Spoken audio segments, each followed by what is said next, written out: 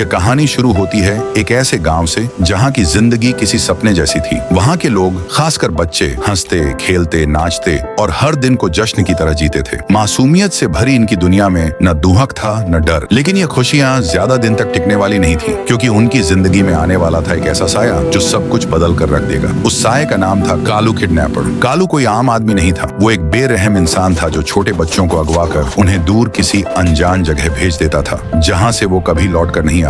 हर गांव, हर गली में उसका खौफ था। और अब उसकी नजर पड़ी थी उस गांव पर जहां रहता था राय स्टार और उसका परिवार। राय स्टार का एक छोटा बेटा था, चिंटू, जिसे वो अपनी जान से भी ज्यादा चाहता था। एक शाम का वक्त था। चिंटू अपने दोस्तों के साथ बाहर खेल रहा था। तभी राय स्टार दरवाजे पर आया और पुकारा, बेटा चिंटू, चलो अंदर आ जाओ, बहुत रात हो गई है। चिंटू बोला, पापा बस थोड़ी देर और खेलने दो ना। राय स्टार ने थोड़ा सख्ती से कहा, नहीं बेटा, आज नहीं। सुना है गाँव में बच्चे गायब हो रहे हैं, अब अंदर चलो। चिंटू थोड़ा उदास मन से घर चला गया। पर अगले दिन कुछ ऐसा हुआ जिसने राय स्टार की जिंदगी बदल दी। चिंटू स्कूल गया, लेकिन जब दोपहर बीत गई और वो अब तक वापस नहीं आया, राय स्टार बेचैन हो उठा। तभी एक छोटा लड़का जो चिंटू के साथ पढ़ता था दौड़ता हुआ आया। हांफते हुए बोला, राय स्टार अंकल, दो लोग आए और चिंटू को पकड़कर गाड़ी में डालकर ले गए। ये सुनते ही राय स्टार की आंखों में आग जल उठी। उसने बिना वक्त गंवाए अपनी बाइक उठाई और निकल पड़ा, अपने बेटे को ढूंढने, उस राक्षस से लड़ने जिसे दुनिया कालू किडनैपर के नाम से जानती थी। दूसरी ओर कालू चिंटू को एक अंधेरे गोदाम में ले गया था। डर के साए में बाकी बच्चे सिसक रहे थे, पर चिंटू निडर खड़ा था। कालू ने कहा, मत रो बच्चों, यहाँ कोई नहीं आएगा तुम्हें बचाने। पर चिंटू ने आंखों में आग लिए कहा,